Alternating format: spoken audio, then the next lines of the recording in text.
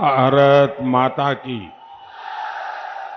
भारत माता की, भारत माता की। बाबा गरीबनाथ के ई पावन धरती पर अपने सबके अभिनंदन करै छी। खुदीराम बोस, जुब्बा सहनी और पंडित सहदेव झा के ई वीर भूमि का गोर लगे छे। आज चौथे चरण का मतदान चल रहा है। आप सभी जनता जनार्दन के आशीर्वाद से बीजेपी और एनडीए के पक्ष में आंधी चल रही है, आंधी। यहां बिहार में भी जंगल राज वाली पार्टी चारों खाने चित्त होने जा रही है। और मैं हिंदुस्तान में जहां जहां गया, बिहार में जहां जहां गया, एक ही आवाज आ रही है, एक ही स्वर सुनाई दे रहा है।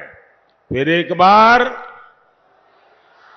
फिर एक बार, फिर एक बार। भाइयों और बहनों, ये देश का चुनाव है। ये हिंदुस्तान का भविष्य तय करने का चुनाव है। ये चुनाव देश का नेतृत्व चुनने का चुनाव है। कौन है जिसके हाथों में हम ये देश की बागडोर दें, इसका निर्णय करने का चुनाव है। देश कांग्रेस वाली कमजोर, डरपोक और अस्थिर सरकार बिल्कुल नहीं चाहता। आप अपने मोहल्ले में भी ढीला ढाला पुलिस वाला पसंद करते हैं क्या? ढीला ढाला टीचर पसंद करते हैं क्या? टीचर भी मजबूत चाहिए कि नहीं चाहिए? जरा जवाब दीजिए ना। टीचर भी तो मजबूत चाहिए ना। मोहल्ले में पुलिस वाला भी मजबूत चाहिए ना। तो फिर देश को प्रधानमंत्री मजबूत होना चाहिए कि नहीं होना चाहिए? डरपोक प्रधानमंत्री देश चला सकता है क्या?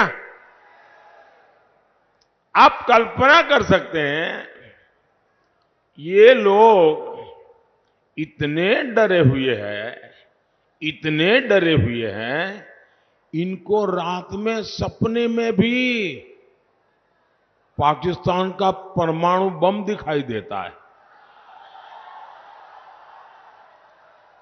अब ऐसी पार्टियां, ऐसे नेता, जिनको रात में भी सोते सोते पाकिस्तान का परमाणु बम दिखाई दे, क्या इनको देश दे सकते हैं क्या? ऐसे लोगों को देश दे सकते हैं क्या? ये कांग्रेस के नेताओं के, इंडी गठबंधन के नेताओं के कैसे कैसे बयान आ रहे हैं। कहते हैं कि पाकिस्तान ने चूड़ियां नहीं पहनी है। अरे भाई, पहना देंगे।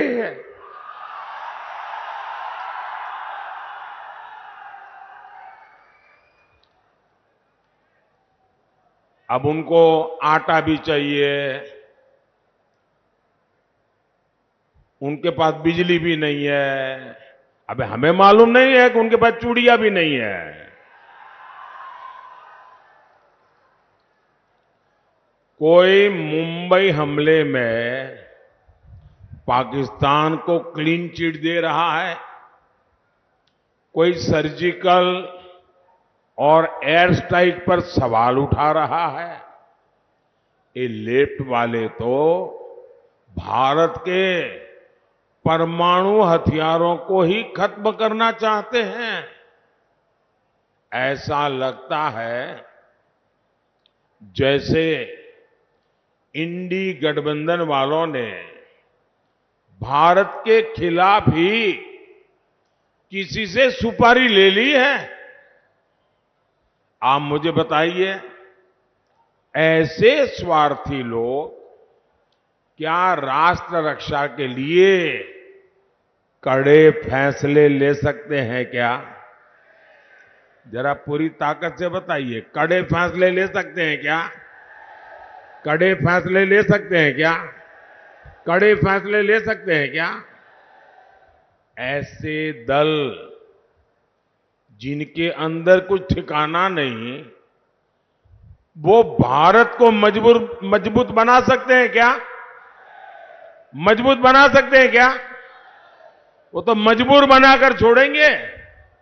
साथियों, मोदी पूर्वी भारत के राज्यों को, जो हिंदुस्तान का नक्शा देखें और सीधी लाइन बनाएं, तो जो पूर्वी भारत है, जिसमें हमारा बिहार है, हमारा झारखंड है, हमारा बंगाल है, हमारा उड़ीसा है, ये जो पूर्वी भारत के राज्य है, ऐसे राज्यों को विकसित भारत के विकास का ग्रोथ इंजन मानता है। इसलिए मैं विकसित बिहार, विकसित भारत के मंत्र पर काम कर रहा हूं।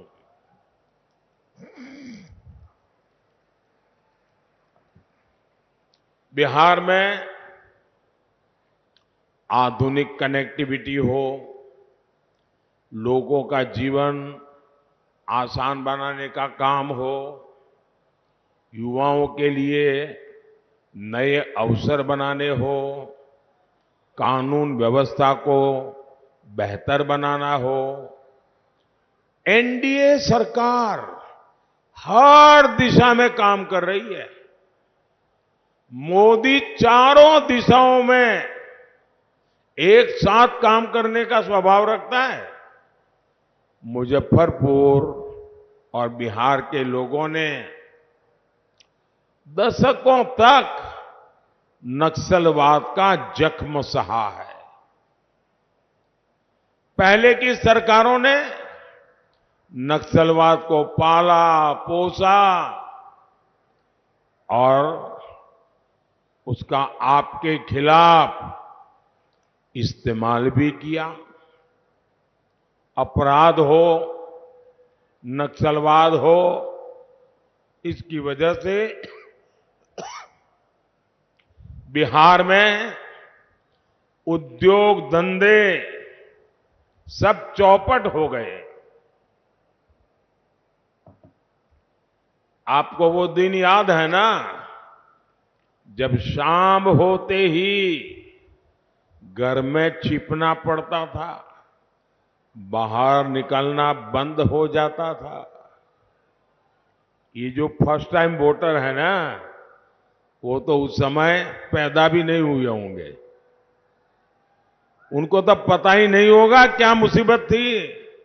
अपने जरा दादा दादी पिता माता को पूछिए, जंगल राज की जिंदगी कितनी भयानक थी, कितनी डरावनी थी। आरजेडी के जंगल राज ने बिहार को कई दशक पीछे धकेल दिया था। ये एनडीए की सरकार है जो बिहार में कानून व्यवस्था को पटरी पर लाई है। अब नक्सलवाद प्रभावित जिले भी तेजी से कम हो रहे हैं। जब शांति स्थापित हो रही है तो उद्योग भी लौट रहे हैं, निवेश भी आ रहा है। और आप जानते हैं, जब निवेश आता है तो रोजगार के भी मौके बढ़ाता है। साथियों, कांग्रेस और आरजेडी का इंडी गठबंधन भारत को बांटने में ही जुटा है। ये समाज को आपस में लड़ाकर अपने वोट बैंक के तुष्टीकरण में लगा है। आप लोग जानते हैं ना, कर्नाटका कांग्रेस सरकार ने क्या किया? ये समझने जैसा है। कर्नाटका में कांग्रेस की सरकार है। उन्होंने क्या किया? रातों रात वहां जितने भी मुस्लिम जातियां हैं,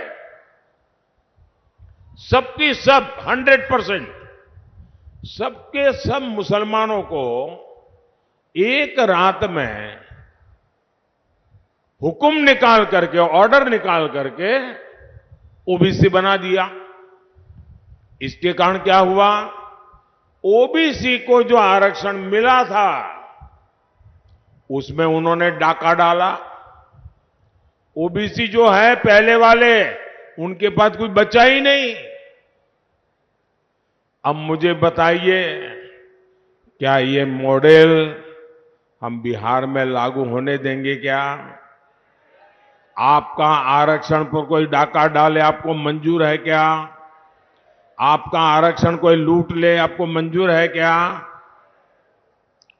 और यहां बिहार में जो चारा वाले हैं, उन्होंने और भी खतरनाक बात कही है। वो तो कहते हैं कि दलित, महादलित, पिछड़े, अति पिछड़े, आदिवासी, इन लोगों को जो आरक्षण मिलता है वो उनसे लेकर के पूरा का पूरा वो मुसलमानों को देना चाहते हैं। साथियों, ये देश ऐसी कोई भी हरकत नहीं चला लेगा। और जो ये दलित, पीड़ित, आदिवासी, वंचित, ओबीसी इनका आरक्षण लूटना चाहते हैं ना, वो जरा लिख लो, ये मोदी है। जान की बाजी लगा दूंगा, लेकिन आपको न संविधान को हाथ लगाने दूंगा, न धर्म के आधार पर आरक्षण करने दूंगा, और न ही एससी, एसटी, ओबीसी का आरक्षण छीनने दूंगा। और इसलिए मोदी किसी को धर्म के आधार पर आरक्षण नहीं देने देगा। और ये मोदी की गारंटी है। साथियों, हमारी प्रतिबद्धता बिहार के युवाओं के सपनों को पूरा करना है। यहां नीतीश जी के नेतृत्व में लाखों सरकारी नौकरियां बिहार सरकार ने दी है, एनडीए सरकार ने दी है। केंद्र सरकार ने भी रोजगार मेलों के जरिए लाखों भर्तियों की योजना को, और हमने तो इतने सुधार किए, पहले नौकरी भर्ती में 2-2 साल तो कागजी काम चलता था। मैंने इसको कम कर करके 1 साल में 10 लाख लोगों की भर्ती करने की ताकत पैदा कर दी है। बिहार में 8 नए मेडिकल कॉलेज स्वीकृत हुए हैं। बिहार में 10,000 से ज्यादा आयुष्मान आरोग्य मंदिर बने हैं। बिहार में 400 से ज्यादा जन औषधि केंद्र खुले हैं। राज्य के गांवों में 60,000 से ज्यादा कॉमन सर्विस सेंटर खोले गए हैं। मुझे बताइए, सारा इतना हो रहा है, इसमें कौन काम कर रहा है? नौजवान को रोजगार मिले बिना एक काम होता होगा क्या? आज देश में लाखों कॉमन सर्विस सेंटर गांव-गांव चल रहे हैं। ये मेरे नौजवान नहीं चला रहे तो कौन चला रहा है? रोजगार नहीं होता तो कैसे चलता? भाइयों और बहनों, यहां बड़ी संख्या में हमारी माताएं बहनें आई हैं। आप जरा याद कीजिए, 10 साल पहले महंगाई की स्थिति क्या थी? तब एक ही गाना चलता था और बिहार में तो बहुत चलता था, महंगाई डायन खाए जात है, महंगाई डायन खात जात है। तब महीने की 20,000 की आमदनी पर कांग्रेस सरकार आके कहती थी कि टैक्स दो। आज मोदी ने ऐसा सुधार किया है कि 50-60 हजार रुपए की आय तक आपको एक नया पैसा भी टैक्स नहीं देना होगा। अब ये बचत हुई कि नहीं हुई? तब गरीब तो फोन भी नहीं रख सकता था, फोन करना भी महंगा था। आज तो हर किसी के पास, यहां जितने लोग बैठे हैं ना, 80% लोगों के हाथ में मोबाइल होगा और बिल भी बहुत कम आता है। साथियों, कांग्रेस सरकार में गरीब परिवार की बहनों के लिए तो रसोई चलाना और भी मुश्किल था। तब मोदी नहीं था तो आपको मुफ्त अनाज और मुफ्त इलाज भी नहीं मिलता था। मुफ्त राशन की योजना ने गरीबों के 10 लाख करोड़ रुपए ज्यादा बचाए हैं, वरना ये पैसे उनको अनाज खरीदने में जाते। 10 लाख करोड़ रुपए इस देश के लोगों के जेब में बचे हैं। हमने जो मुफ्त योजनाएं चलाई है, उस मुफ्त इलाज की आयुष्मान योजना ने गरीबों के 1.25 लाख करोड़ से ज्यादा बीमारी के समय होने वाले खर्चे मोदी कर रहा है, इसलिए आपके पैसे बच गए। जन औषधि केंद्रों में 80% डिस्काउंट से दवाई बेचते हैं हम। 100 रुपये की दवाई 20 रुपया, 15 रुपया, 8 रुपया ऐसे मिलती है। ये सस्ती दवाई के कारण आज देशवासियों के करीब दवाई में जो खर्चा होता था, उसमें 30,000 रुपया कम होकर के 30,000 रुपये की बचत हुई है। साथियों, हर परिवार की बचत बढ़ाने वाली एक और गारंटी मोदी ने दी है। अब बिहार के हर परिवार में जितने भी बुजुर्ग हैं, जिनकी उम्र 70 साल से ऊपर है, 70 साल से ऊपर जो भी है आपके घर में, कुछ न कुछ तो दवाई लगती ही लगती है। 1,000-2,000 रुपए की दवाई तो लग ही जाती है। और जो बेटा मेहनत करता है, बेटी मेहनत करती है, उसी को खर्चा भोगना पड़ता है। वो अपने बच्चों के लिए खर्च नहीं कर पाता है, बुजुर्ग मां बाप के लिए करना होता है। अब मैं आपको कहता हूं, आपको वो खर्चा नहीं करना पड़ेगा। दिल्ली में आपका बेटा बैठा है, वो खर्चा मोदी करेगा। 5 लाख रुपया तक 70 साल से ऊपर के लोगों का इलाज का खर्चा मोदी करेगा। मैं बिहार के सारे युवाओं को कहूंगा, अब ये चिंता छोड़ दीजिए कि बुजुर्ग माई बाबू के इलाज के लिए पैसे कहां से आएंगे। अब उनका मुफ्त इलाज होगा और इसका इंतजाम अपने तीसरे कार्यकाल में, तीसरी बार जब मैं सरकार बनाऊंगा, मोदी खुद इस काम को करेगा। साथियों, कांग्रेस के समय में ये बल्ब आता है ना, लट्टू, एक एलईडी बल्ब 400 रुपये में आता था। मोदी ने इसकी कीमत घटाकर 40-50 रुपये कर दी। घर घर में सस्ता एलईडी बल्ब पहुंचाकर भी सरकार ने गरीब और मध्यम वर्ग की बिजली बिल में 20,000 करोड़ रुपए बचाए हैं। साथियों, मोदी ने आपका डबल मुनाफा करने वाली भी एक और योजना बनाई है, डबल मुनाफा। इस योजना से आपकी बिजली का बिल हो जाएगा 0।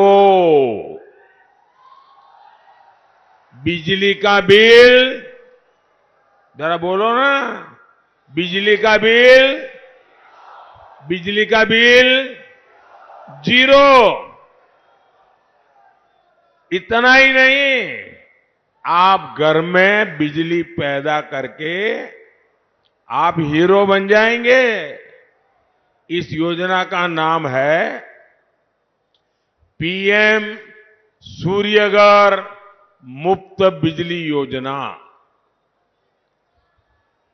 और उसका रजिस्ट्रेशन चालू है। सरकार ये योजना लॉन्च कर दी है। आपको भी मैं कहूंगा, ऑनलाइन जाकर के आप अप्लाई कर दीजिए।